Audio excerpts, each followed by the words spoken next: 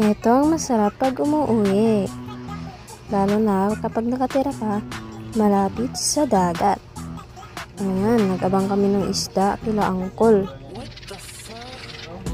Ayan, nakabili kami ng fish.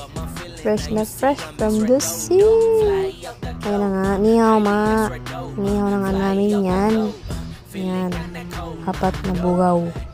Bugaw tawad niyo sa amin ha. Hindi bugaw na late ng gising. Charot. Ayan, habang iniihaw, inawakbang na yan ang taga-ihaw namin. Ayan, tingnan mo, kalahati na nagtira sa isa. Mamaya ubos na yan.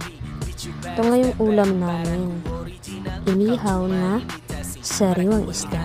Ayan ang taga-ihaw. Sarap yan.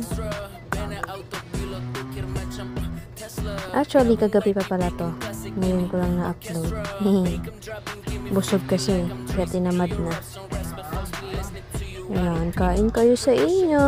Thank you!